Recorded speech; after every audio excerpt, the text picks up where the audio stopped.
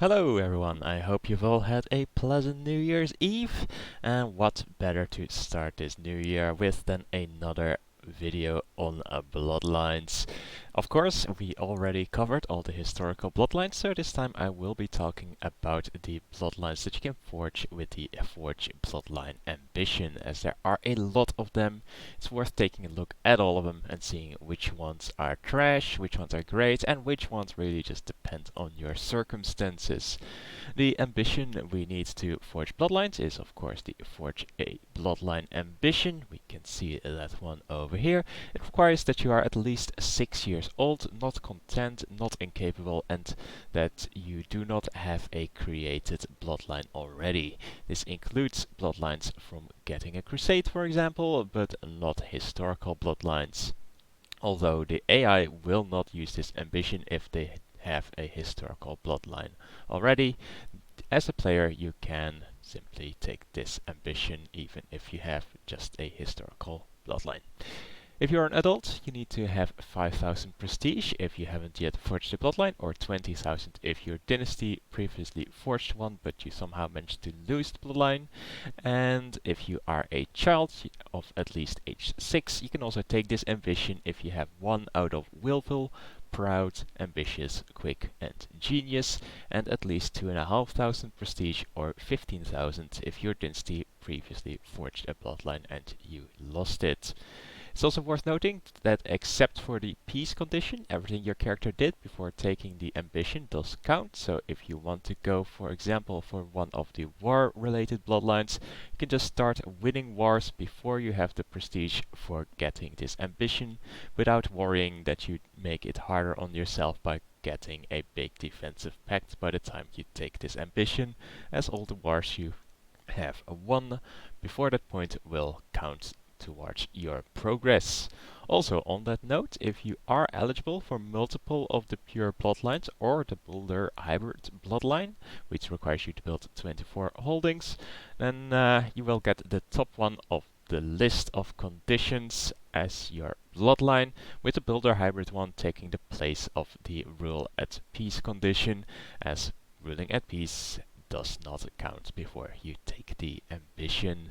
This is also a convenient way to get the hybrid builder bloodline with more than 10 holdings of one type of build, as if you've built 24 cities, for example, then you will still get the builder bloodline rather than the city building bloodline if you take the ambition after having done so.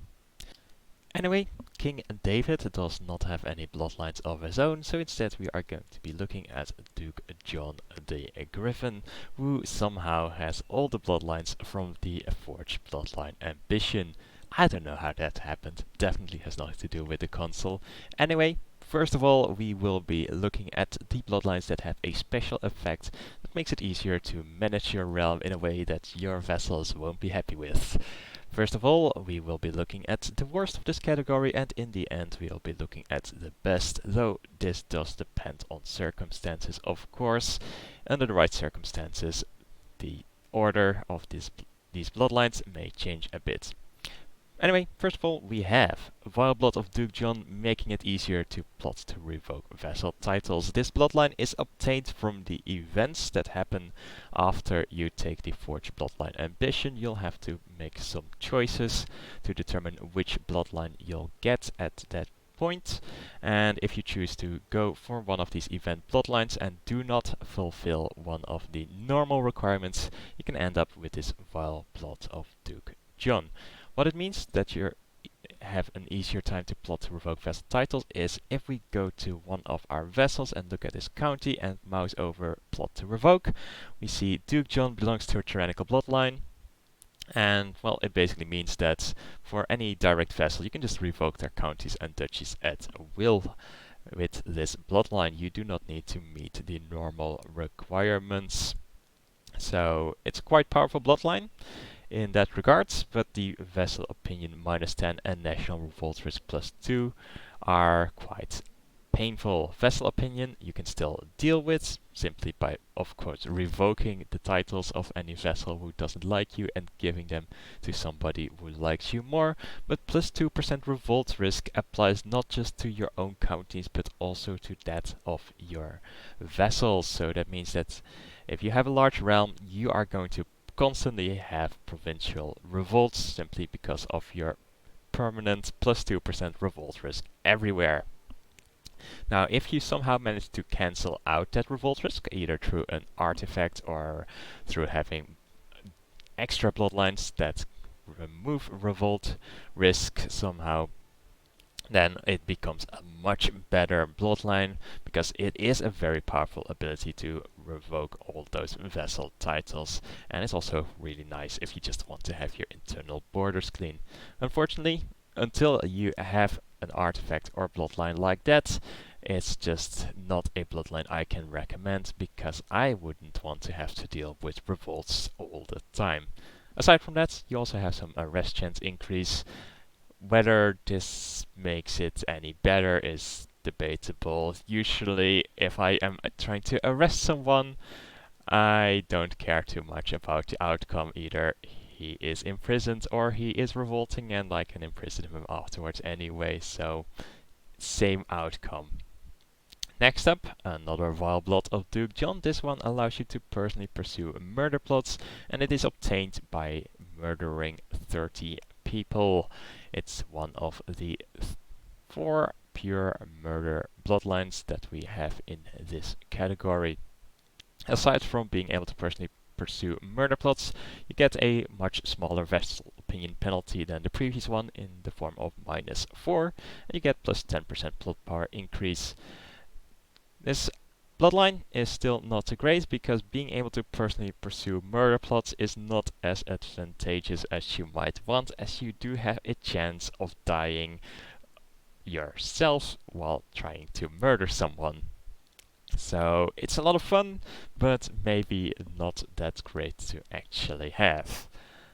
Thirdly, we have a Sly Blood of Duke John. This one lets you restore reputation through obfuscation.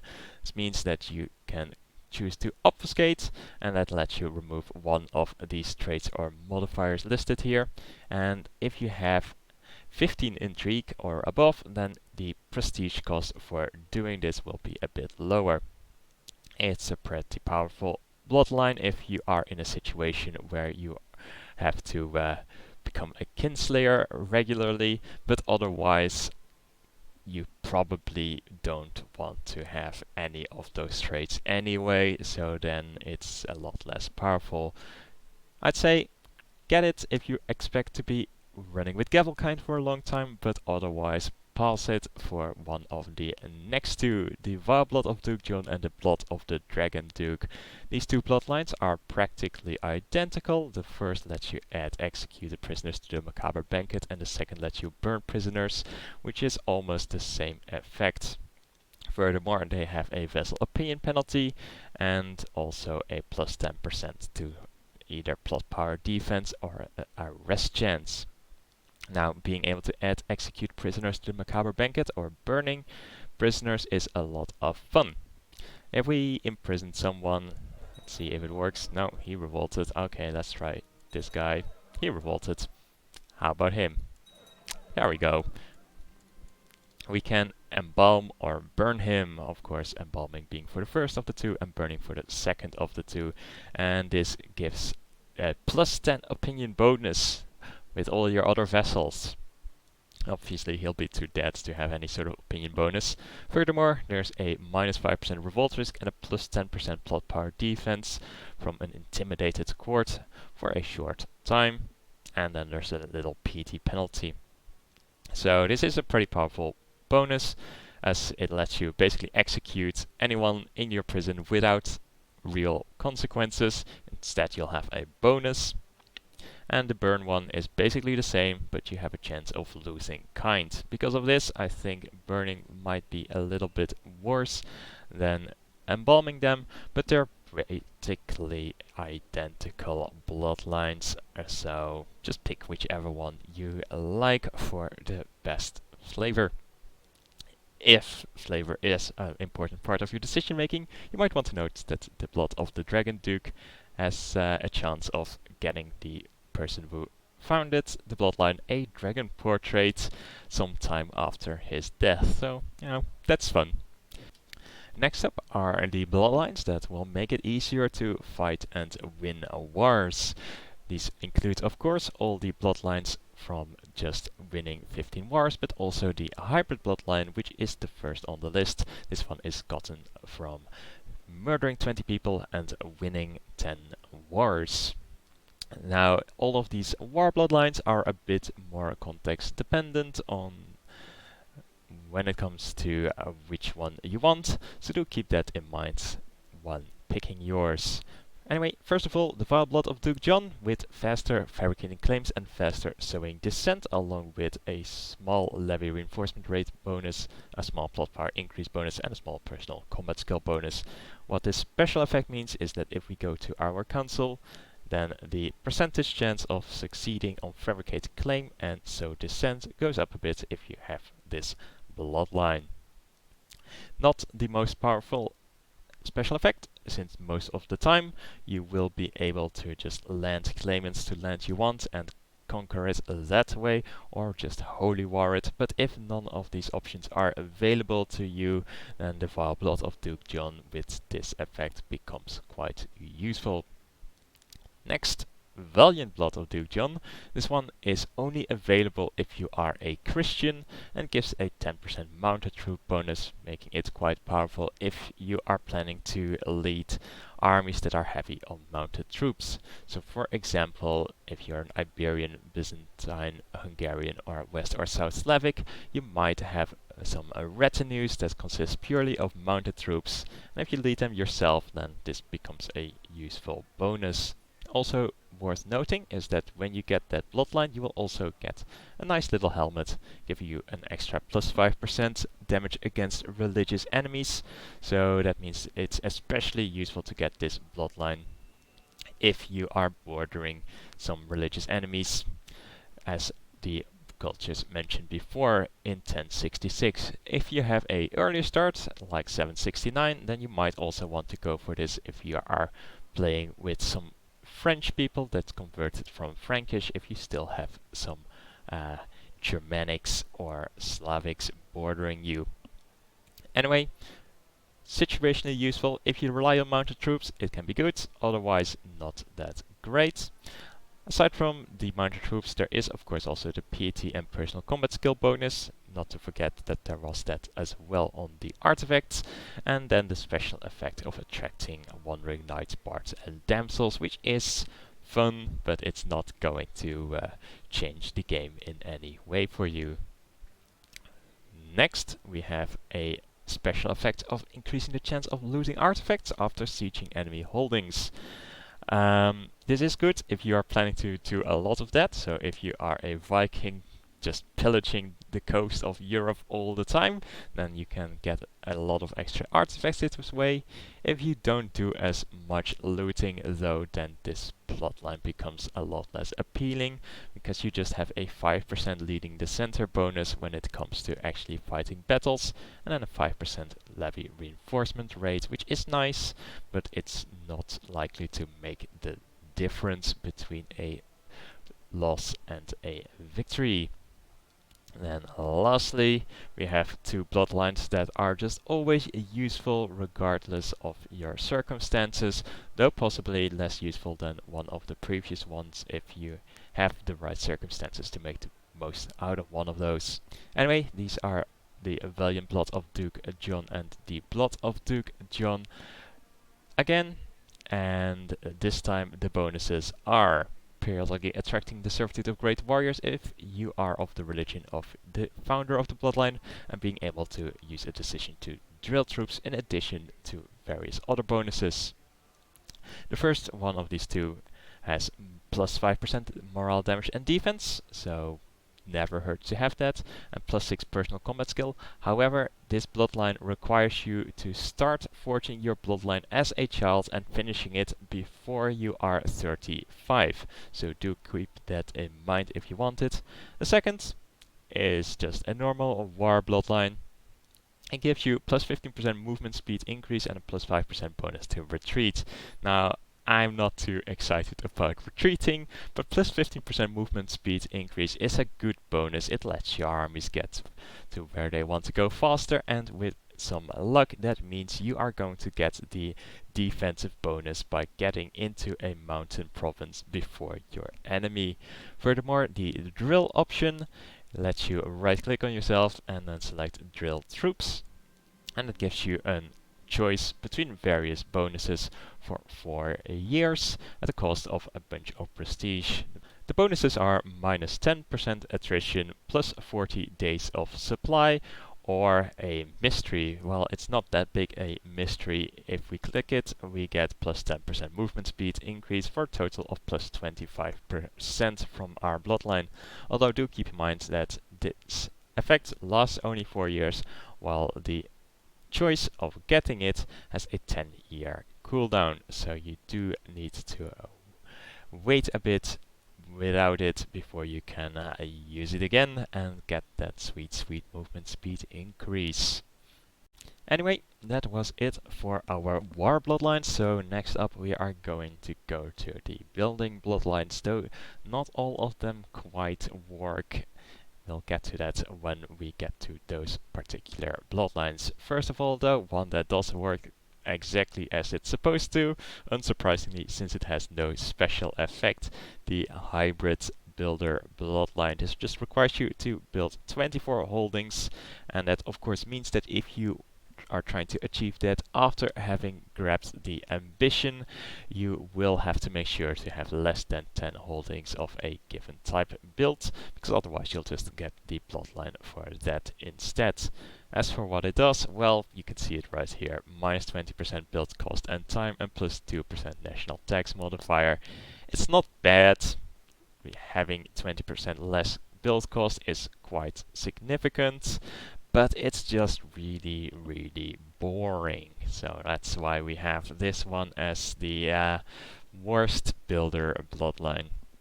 Next, we have the 2 temple bloodlines.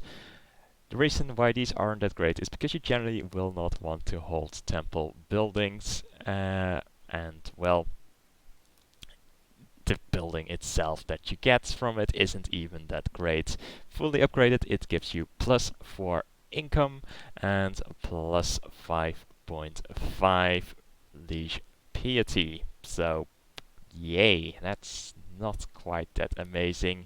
Even if you hold it, it's just not worth it. Aside from that, it does give some extra tax. You'll probably want to have the first one if that's what you are interested in, because you probably won't be holding the holdings yourself, so having clergy and vessel tax is better than having temple tax.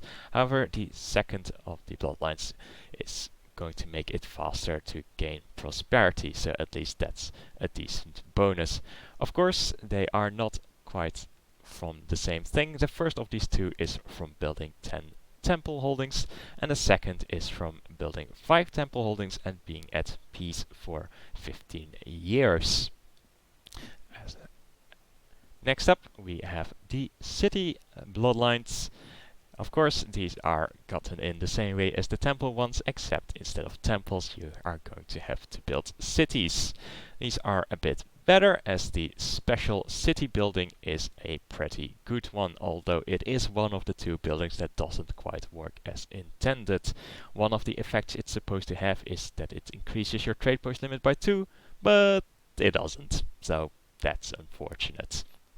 Aside from that though, it does give a lot of extra tax income, plus 6 total, and it also increases trade value by plus 20 in addition to some other bonuses. So if you are holding city holdings yourself, then it's definitely worth getting, but even if you don't, and you just happen to have a lot of income from city or trade, for example, because you are on one of the Silk Road trade routes, then it's worth getting, or at least considering, these bloodlines for that special city building.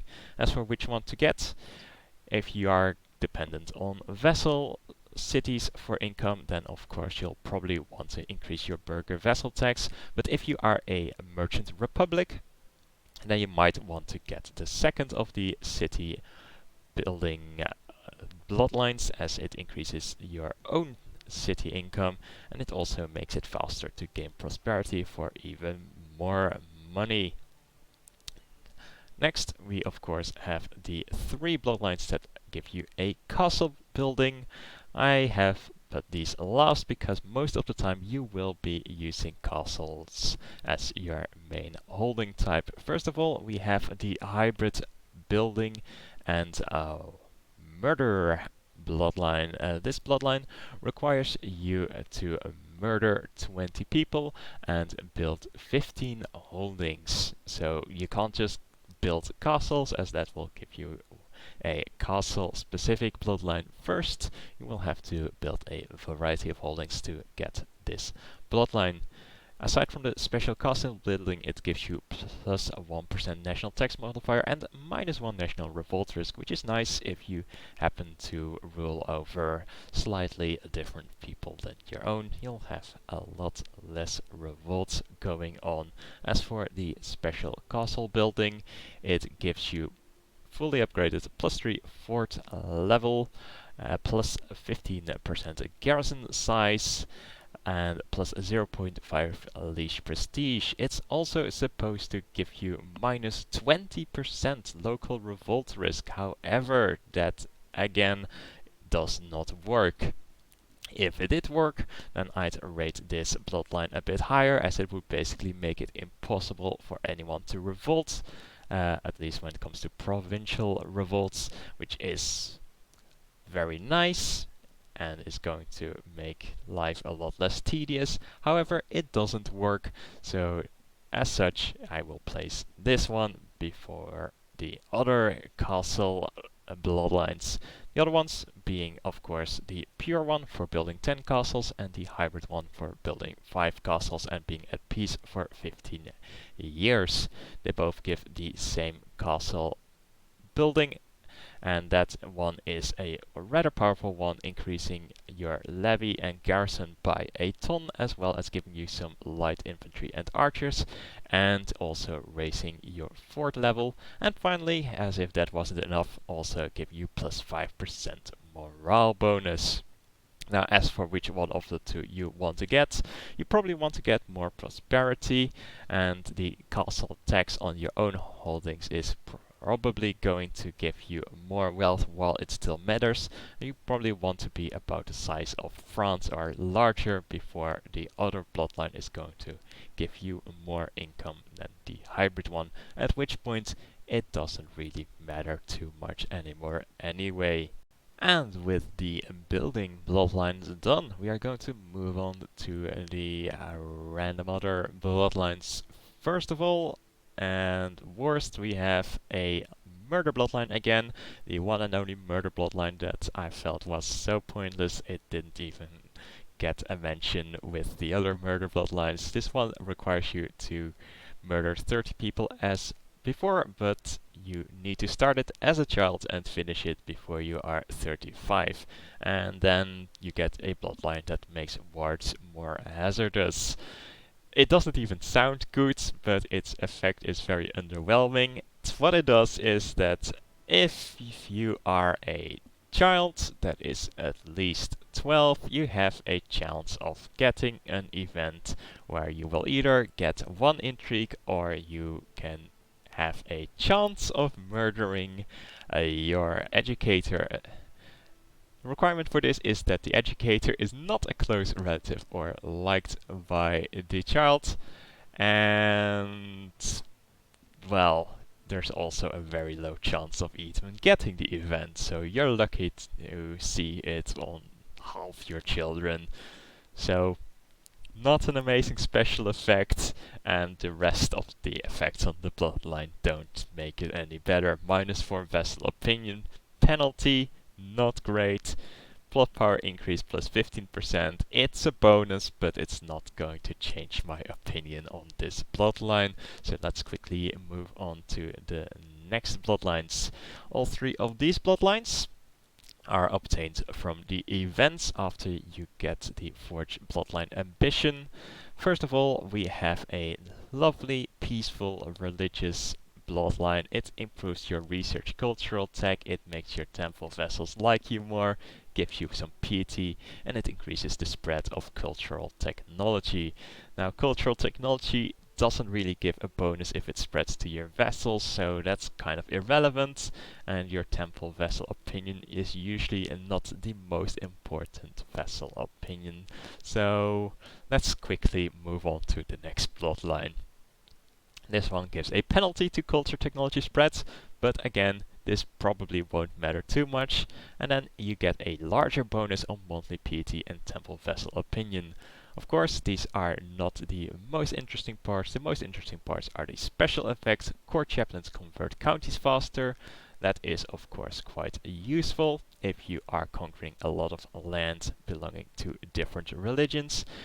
And you can call religious liberation wars. A religious liberation war is declared on anyone that holds land of your religion while not being of your religion themselves, targets an entire kingdom with, and then it will release a new nation with your religion, and they will be your tributary. So if you find someone who just has one Catholic county and you are Catholic and they are not, you can release an entire kingdom out of them using that casus belli.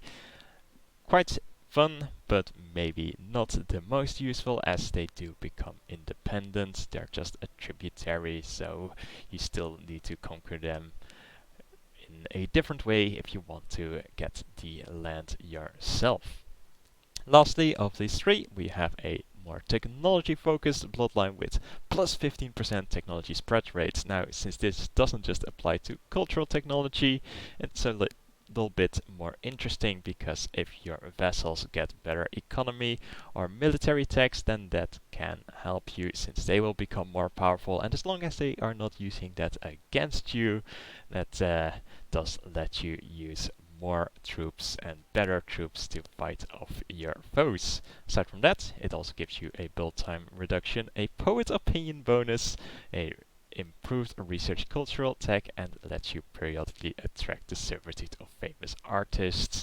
Nothing too amazing again, but at least that improved technology spread rate is pretty large, and it never hurts to be able to build your buildings a bit faster.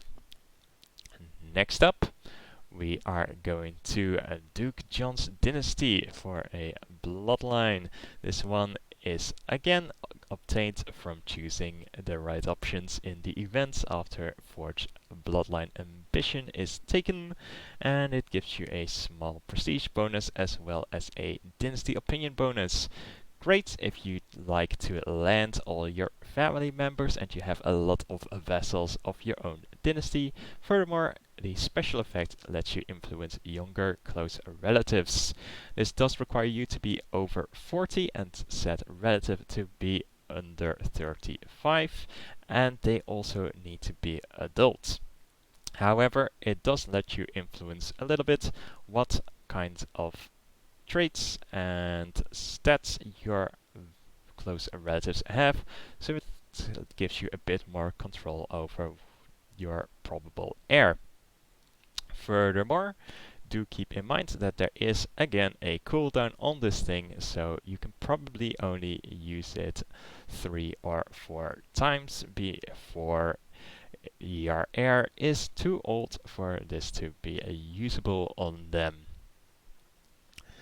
Next up, we have the Sly Blood of Duke John. This lets you temporarily dissolve factions, and it is the hybrid bloodline for murdering and being at peace. You need to murder 20 people and be at peace for 15 years to get this bloodline. And aside from being able to dissolve factions, you get a reduced national revolt risk and an increased arrest chance. Now, this ability to temporarily dissolve factions does have a 10-year cooldown and lasts for 2 years, so it's not a permanent get out of factions free card, but still it can be quite useful If, for example, you lose a big battle and you just lost all your troops and the factions are suddenly at 200% faction power, you can use this bloodline to dissolve them, and hopefully by the time the effect runs out, your troops will have replenished and they won't be as powerful and they're not going to declare their war on you. Lastly, we'll be looking at the two peace bloodlines. These require you to be at peace for 30 years. Interesting to note is that unlike with the rule at peace for 5 years ambition, the forged bloodline thing does reset on provincial revolts. So if you have any provincial revolt happening, well, gone is your progress on these bloodlines. You have to get those 30 years all over again. On the bright side, it does only reset when the war is declared on you. So if you have one war start and then it just lasts for 30 years, then you will still get your peace bloodline, as strange as that may sound. Furthermore, strangely enough, it seems that declaring a war also does not interrupt the progress on this bloodline. It's just when wars are declared on you.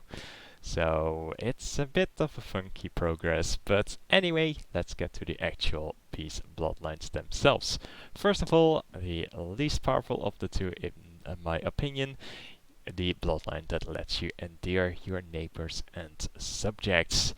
Endearing your neighbors and subjects sounds really nice and peaceful, but it's also really pointless. Endearing your subjects reduces revolt risk further on top of the already minus 2% that the bloodline has, but you probably won't need that since minus 2% will cover most issues with revolt risk. And endearing your neighbors is even more pointless because it's just going to give you a +5 temporary opinion bonus on the top ruler of neighboring realms. Now, in the case of this dude John the Griffin, what that means is that it's going to be +5 on the King of England and the King of Sweden, not even on the King of Scotland or on the neighboring vassals within Scotland. So it's a bit of a weird bloodline in that regards. Lastly, it also gives you +5 tax modifier and +4 vassal opinion. So, you know, it's a nice, friendly bloodline. It's just positive, it's just not as interesting as the next peace bloodline, which replaces the endear neighbors and subjects with vassals being less likely to join factions. In combination with that +4 vassal opinion bonus, you're very unlikely to have any faction to worry about whatsoever. Unfortunately though, it does replace the +5% tax with a +0.1 monthly piety bonus, which is most likely less desirable. Still, the special effect is rather more appealing on this bloodline than on the previous one. And that was it for the bloodlines that we can obtain from the Forged Bloodline Ambition, but you may have noticed we're not quite at the bottom yet. There is one more bloodline, and that is the child's equivalent of the Peace Bloodline. It gives you the same as the previous bloodline, but instead of +0.1 you get +0.25 piety. Unfortunately, this bloodline is entirely unobtainable. Like with the other peace bloodlines, you need to be at peace for 30 years. And like with the other child bloodlines, you need to start the bloodline as a child, so between 6 and 16, and you need to finish before 35. Now, you might already notice the problem here. If you start at 6 and you need to be at peace for 30 years, you are going to be older than 35. So this bloodline is unfortunately unobtainable right now. But yeah, that sums it up for all the Forged Bloodline bloodlines. I hope this has been of use in picking the bloodline that you most want to have for your dynasty. If you have any suggestions for future videos, do leave a comment in the comment section. Of course, also if you have anything else to say about the video itself, feel free to leave a comment and I will be sure to read those comments. Until the next video though, have a good time and I wish you the best of luck on forging the bloodline that you want.